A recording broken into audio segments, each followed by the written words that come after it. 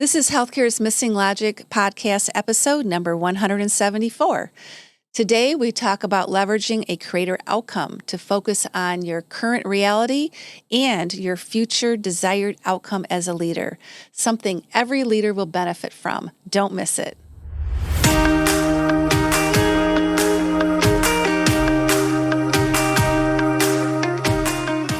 Welcome back to Healthcare's Missing Logic podcast. This is the only podcast that shows you how to leverage polarity intelligence, an essential competency for healthcare leaders, and the missing logic in healthcare, so you can create healthy, healing organizations and become a thriving, resilient, and unstoppable healthcare leader. We are your hosts, Tracy Christofferson and Michelle Trosett. We've been best friends and colleagues for over 30 years. And during that time, we coached healthcare leaders across North America around how to create healthy, healing organizations. Today, we coach healthcare leaders and leadership teams to live thriving, resilient, and balanced lives, combat burnout, and create the best places to give and receive care. This podcast is for the unsung hero of healthcare, the healthcare leader. We want you to know we see you and we'll be here for you each week. In this podcast, we're going to challenge healthcare's industry norms, flip limiting beliefs, and share proven strategies so you can be your best self at work and at home, live and lead intentionally, and experience well-being and joy. We are glad you are here and look forward to sharing the journey with you. If you aren't totally convinced this podcast is for you, just listen to a few episodes and convince yourself. Well, hello, everyone. Welcome to another episode of Healthcare's Missing Logic podcast. And I am thrilled to be here. This is Michelle, and with me is Tracy. Yes, Tracy and Michelle. Yeah, here we are. Michelle and Tracy. Works both ways. Yes, it does. It does. It does. A dynamic duo. The dynamic duo. And if you are watching us on YouTube, you'll notice we got some sporty new jackets on. Mine is flowers. Hers is kind of like blue jean material. Like tiger print. It's like a tiger print blue jean jacket. Yeah. It's very nice. Very comfy. Thank you, Diane. Yes, we got this from a friend of ours. We had a friend's weekend, and she gave us both wonderful jackets. We thought we'd wear them for a podcast episode. Yeah, so there you go. That's our fashion. That's our fashion statement for the day. And if you would like to see us anything special, just send it to Missing Logic. That's right, yeah. Happy to wear, well, almost anything. We do have limits, folks. We do. So what are we talking about today, Oh, Tracy? wow. Today we're talking about having a creator orientation. Oh, our favorite We're topic. talking about focusing on current reality and the desired future outcome. And, did you know these have been some challenging times? Really? Where have I been? I think we've been saying this for it's kind of like, duh, right? Yeah, they've been challenging times in healthcare for the last 3 years, folks, right? Leaders have been facing really unprecedented changes and challenges, and it's been pretty wild out there. Nonstop and different challenges, not the same challenges. Oh no, but they keep growing and evolving. Yes, right. In fact, we were on a call recently, and one of the leaders said, "I think it's worse now than it was in the middle of the pandemic." So a lot of ripple effects. Yeah, well, lots of challenges. Yes, and you're facing them on a daily basis, right? And so what really becomes important in times like this, especially where there's a lot of change, there's a lot of challenge, there's trauma. I mean, there's a lot of things going on in the environments that you're working in, is where we put our attention, right, is so critical. And the way we orient ourselves in those situations is really, really important and can have a significant impact on the outcomes that you achieve, right? And the progress that you are able to sustain over time. And, I think we just, it's not that there aren't problems to solve, because there are. And it's not that the challenges aren't difficult, because they are. But it's working through those and at the same time, keeping your eye on the outcome. And as we were preparing for this, I was thinking about this, Michelle. My husband and I watched Apollo 13 this weekend. Oh, I haven't seen that in a long time. And I was just really thinking about that predicament that they were in with those 3 astronauts, right? And just thinking about, as the commander of the control center, right, was just like kind of giving people their instructions, right? Work the problem, and so they did. They worked each problem as it came along. So problems have to be solved. But he was also very clear. Failure is not, that's not going to happen, right? We are not going to fail. And our objective is to get those men home. That is it. That's what we're focused on. We're getting them home. Failure's not an option. And just work each thing as you need to serve that objective. And that's what I was kind of thinking. This is what this is like, right? Yes. It's like keeping your eye on that ultimate outcome that you're looking for while you work through the challenges one at a time, right? But not getting sucked into just focusing on the challenges and missing, right? Oh, yeah. The greater desired future outcome. Right. That's what gives you hope. I know. Right? It is. And so I wanted to also bring forth this quote from Viktor Frankl, which I just love, right? And I'm sure people are familiar with. But everything can be taken from a man, but one thing, the last of human freedoms, that's to choose one's attitude in any given set of circumstances, to choose one's own way. Right? So powerful. And we are always at choice. So where we're putting our attention, the orientation that we have. How you respond. The filters, right? We all have filters, and we look through those filters every day at the circumstances around us, and we can change that filter anytime we want, which is what he did, right? Just like that. You have to look for the hope. You have to look for the promise. Yeah. And hold on to that while you're going through challenging times. Yep.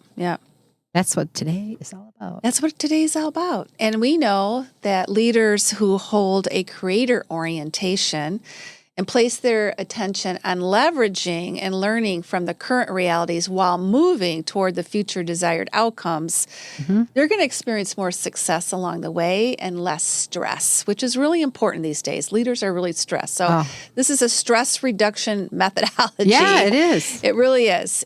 So that you're moving away from, focusing on the circumstances and their current reality and seeing mostly the problems as a victim. You're kind of moving away from that. And we have that choice. Like Tracy said, we have that choice. And we are making choices all the time anyway. Every minute, every day, we're making choices. Yep. So, we may not even be aware of the choices that we're making. That's why that's so powerful as well. Yeah. So if you're like most leaders who are immersed or drowning in their current reality, then you may be feeling anxious or angry about the current situation on almost a daily basis. And there could be multiple times a week you hear your inner voice, that little critical inner voice telling you it's just not possible to have it the way I want, or things will never change. And there's a lot of different mantras that can go on in your head. And you argue actually for your circumstances, at least once a week. And you use it as the rationale for not wanting to move forward with what you do want. You kind of can get stuck there, right? You get stuck. Yep. You're just using it as a rationale. That's right. So here's the challenge. That the current circumstances can be challenging, and we know they are. Like right now in healthcare, staffing is terrible. We're in a national crisis with staffing. The volume and acuity of patients is very high, and we have a lack of seasoned, experienced leaders to learn from. There's been a lot of attrition, right? The Great Resignation. A lot more leaders have left due to retirement in the last year than in history. So we don't have a lot of experienced leaders out there. Yeah. And there's been tremendous financial challenges because of the outcome of the pandemic as well. We were talking to a top executive this week, and she says basically it broke the bank for everyone. So that's significant. That's really significant, right? Yeah, but at the same time, there's opportunity. Oh, yeah. So I think that's what we're trying to bring today, right? So at the same time there's opportunity for all of this to be a catalyst for the transformation that we've all been longing for in healthcare for many, many years, right? We've been on this transforming healthcare journey for how many years, Michelle, right?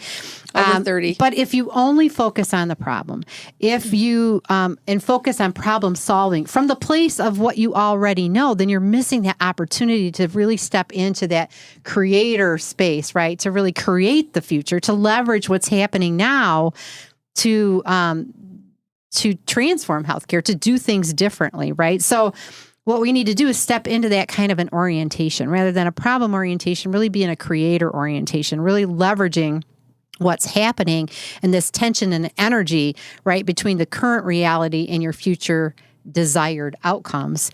And the likelihood if you do that, right, if you kind of balance this tension between these two, where you're at as well as where you want to go, then you're going to experience much more success, as your teams will experience more success. There'll be more positive outcomes, and then you'll be able to sustain the progress, right? Because what we know is these are interdependent.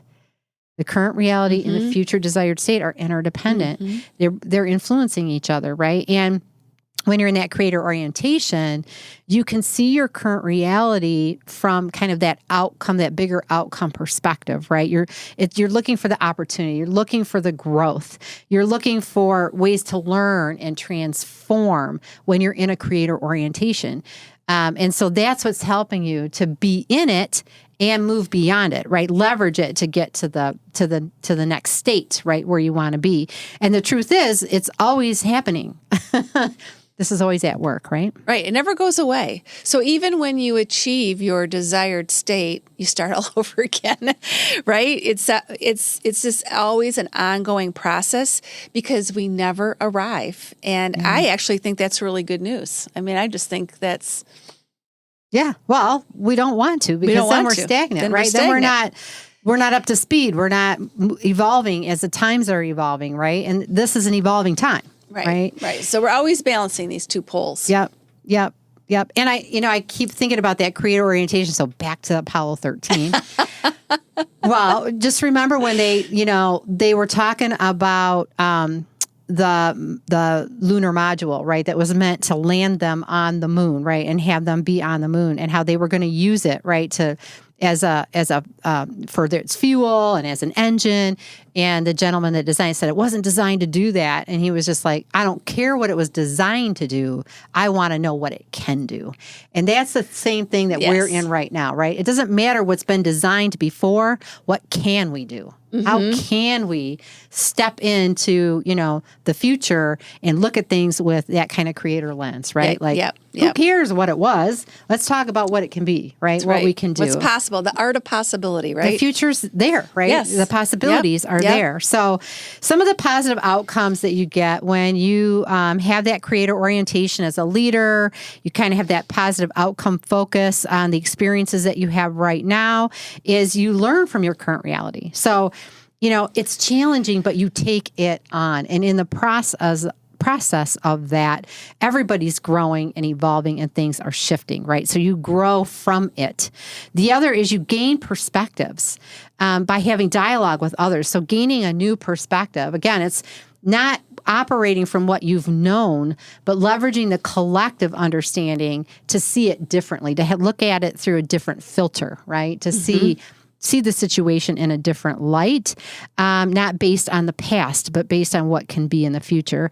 And then you determine what serves you, thoughts, beliefs, behaviors, and you just let go of those, right? So just, if we have certain beliefs or thoughts that are holding us back and actually limiting us and keeping us from seeing the possibility, seeing the opportunity, if we have a belief that this is the worst time ever.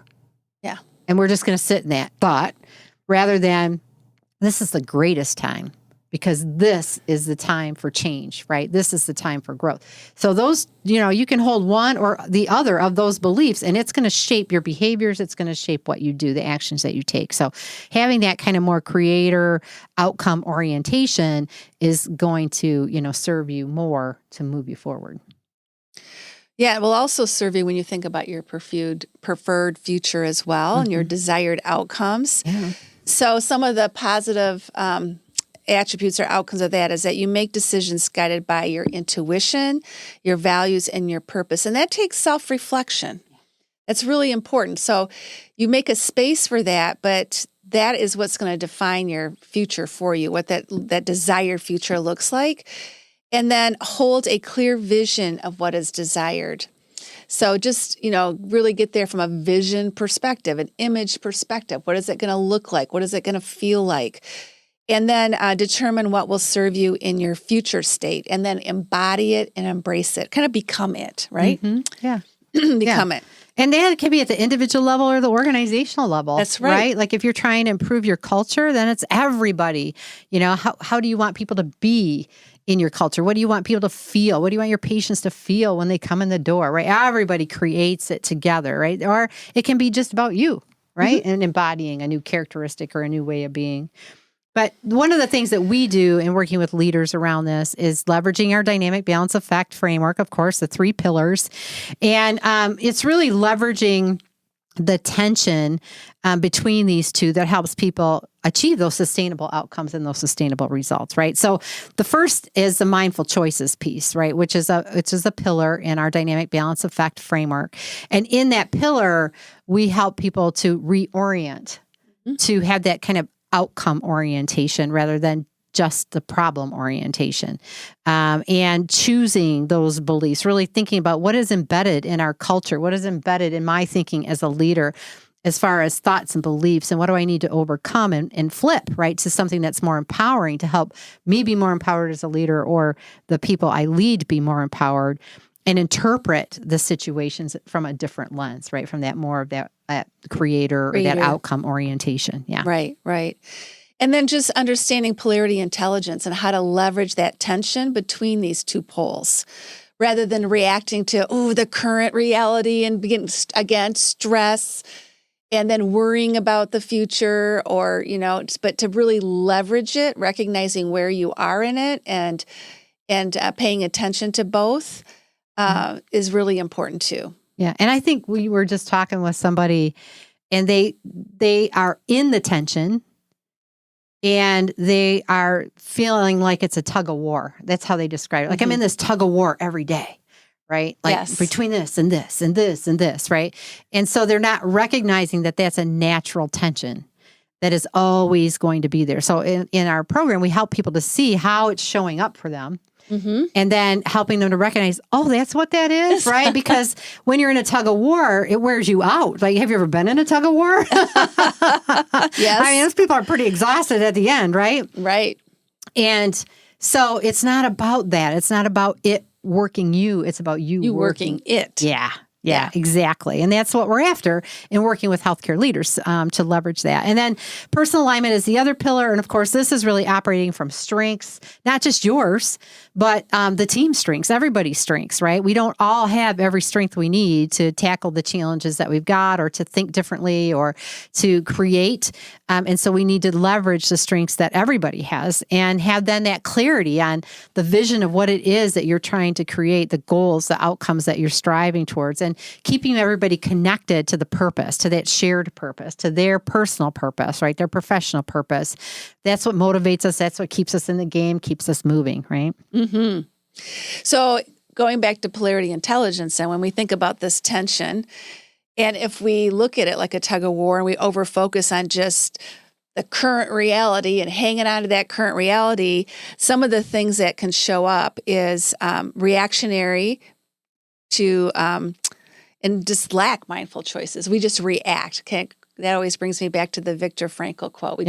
We just react. Yep. And we can get lost in a drift. We're not clear in what we want. We just kind of swirl, as we like to say. Yes. Or you're stuck in a problem cycle. It's always you're always problem solving, and it's just about getting rid of the anxiety and the pain. Yep. And listen to your language too. Like, I think a lot of times when you hear, well, once this is done, then it'll be better. Once this is done, then I'll feel better. Once we accomplish this, then things will be okay. And you're kind of just, that's just a cue. You're focused on your current reality. Yeah. And you're trying to alleviate what you're feeling. Yeah. right? You think you're trying to solve the problem, but really you're trying to alleviate what you're feeling. Yeah. And so the same is true if you focus on only your future desired outcomes to the neglect, right, of the current reality. So you're just like, I just want to get away from this and I want to go over there, right? And you start to neglect where you're at and the focus on that. Then you start to look for somebody to rescue you from your current reality because you think it's a problem, right? You think it's wrong, right? This is not what I want. So you're looking for somebody to swoop in and take care of it for you, right? Who's got the magic wand that's going to fix all this stuff, right? That's broken or not working well. The other is, or you blame people. Mm-hmm. So you start to point a lot of fingers, right? It's the leaders that I report to. It's the board. It's the this. It's the that, right? It's the government. It's whatever, right? Right. We start to blame everybody else for what we're experiencing. And the other is you avoid really just even understanding that you have some fears about the current reality and that's okay.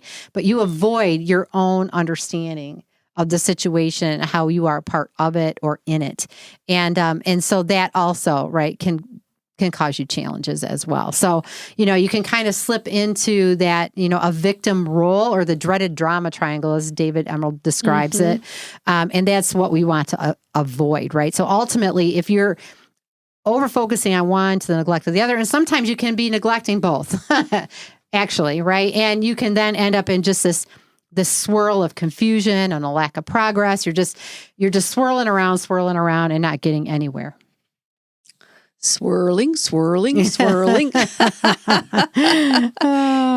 Or you could leverage the tension, right? You could leverage the tension between the current reality and the desired future outcomes. And that really requires you to examine, expand your current awareness of what is happening, where is your attention. And it also requires you to examine your beliefs. And this can be kind of hard to do for, everybody. Yeah, they're embedded in us. They're embedded in us, right? Your beliefs, your thoughts, and how they influence your behavior. So it's really important to do that. And that's what helps you to then step back and think about how am I making mindful choices from that place of being aware, being awake, being intentional, that response instead of just reacting. And those elements are all explored in our, true participants that we work with mindful choices, which is part of our dynamic balance effect framework. Yeah. And really being able to differentiate between a problem and a polarity to leverage, right, is really priceless for those in the true coaching program. This is a defining moment for them when they can actually see this, understand the differences, and understand how to how just knowing this can reduce the stress, can build the resilience, can bring hope to the organization. It's just amazing. And true leaders learn how important that is to be clear on that desired future and to, make sure that everything is aligned with it, the purpose and their strengths, right? And so, that's another just key aspect of that. So we're going to share a couple stories of how we personally have experienced this. And Tracy had mentioned this isn't just unique to individuals. It's also very pertinent to organizations. When you're thinking about an organizational leader, how do you manage the current reality of our organization and also the desired future outcomes? And so this just kind of brought me back when I was in the president role of the National Academies of Practice. And we went through a major transformation. We actually did a podcast episode on this. It's episode 104, where we had the current and immediate past president on at that time. But this is an organization that had been around for almost 40 years. And what I recognized is that, and others too, is that it really wasn't growing. We had hit a point where it really wasn't growing. And I remember okay, we have this leadership team now, but we could be victims and stuck and believe it can never change, or we could have a creator orientation and really move through it and kind of challenge ourselves through the process. And that's exactly what happened. And the first thing that we had to do is recognize that we had to challenge our thinking about what is the current reality of how things were today and get a clear vision. So that was so important, that clear vision for the future. And and then engaging the leadership team to redefine what that needs to look, but appreciating the history, where we work presently, and that it was good as we move forward. And understanding and presenting it as a polarity made all the difference in the world. It really helped the organization honor the past and the present and move through the future and engaging. And since that time, more academies have come on, new membership roles have come on, it's growing, and it's been really exciting to see that continue on. Yeah, and I'm sure now they're doing the same thing, right? They're looking at their current reality, which was the future desired reality that they were working towards. Now it's here. Now it's the next future desire, right? So this is just an evolving thing that happens over and over and over in organizations. Yes. That's why you never arrive, right? Because then when you get there, then there's a whole new set of challenges. There's another level to go to, right? And so you're always managing this polarity. It just looks a little bit different, and things slide across, right? They slide from the future to the current, and then a new future desired state comes in. So I think that's a great example. And on a personal level, so for me as a leader, one of the things that, an example of this for me was when I was in my dissertation process. And I've told this story in different ways before, but, I kind of got to a point a couple years into the actual dissertation development phase where I felt like I had been driven off a cliff. I got an email and a phone call from my chair and from the program director saying I hadn't made any progress that semester and I was at risk to be expelled from the program, which was all news to me because I had had no communication about this prior to that. So, I always think about how, at first, of course, it was like, oh my gosh, right? The sky is falling. But I could have got stuck in that kind of orientation of the problem, right? And really got stuck and slipped into that blaming other people and swirling around and, oh my gosh, how's this ever going to get resolved, right? And just getting stuck in that loop and, and not taking advantage of that phase in my journey, not really taking advantage to learn from that situation. And with some really great coaching, I was able to kind of shift quickly into more of a creator orientation to say, okay, how do I move from here? What do I need to learn from this? How do I tap into other people's perspectives so that I can get as much from this experience as possible? So I can see it from different vantage points. So I can make the best decision for me going forward. I mean, I could have got stuck in that victim and quit. Right? I could have just been had a victim orientation and said, okay, this is it, I'm done.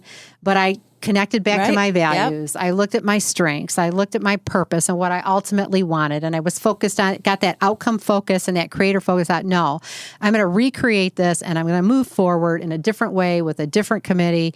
And everything is going to be exactly how I want it to be. And that's exactly what happened. Such a great story. But I could have just swirled and swirled because that would have been my MO back then. Yeah. Thankfully, I had some really great coaching. It all turned out well. All right. 2 great ending stories. And we're so glad that you could be with us today for this episode of Healthcare's Missing Logic podcast.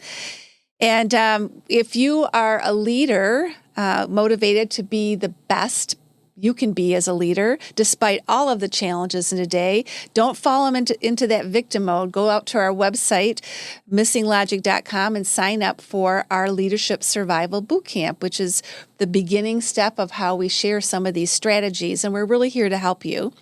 Or if you're a leader that wants to support your team in becoming thriving, resilient, and unstoppable leaders, you can email us at tracy@missinglogic.com or michelle@missinglogic.com. And we will happily share with you how we can support you to develop a thriving team during these challenging times. And it's helpful to go through it and learn as a team as well. We also invite you to follow us on LinkedIn at Missing Logic LLC and all the other social media platforms. And don't forget to subscribe to our newsletter.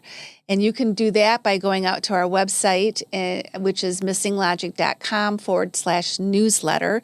That way you get to hear what we're up to on a weekly basis. And until next time, stay safe and stay healthy. Bye.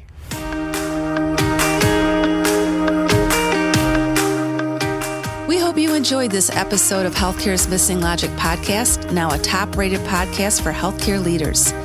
Please share this podcast with other healthcare leaders and anyone else you think would benefit. We are certain that if you found value in it, they will too. If you haven't already done so, please hit that subscribe button so you don't miss any episodes. And also, it would mean the world to us if you took a quick moment to leave a rating and review on Apple Podcasts, Stitcher, or your favorite podcast player. It helps to get the word out about our podcast and incredible guests. Be sure to subscribe to our YouTube channel if you want to watch our podcasts. You can also follow us on our Missing Logic social media channels, LinkedIn, Instagram, Facebook, and Twitter. Until next time.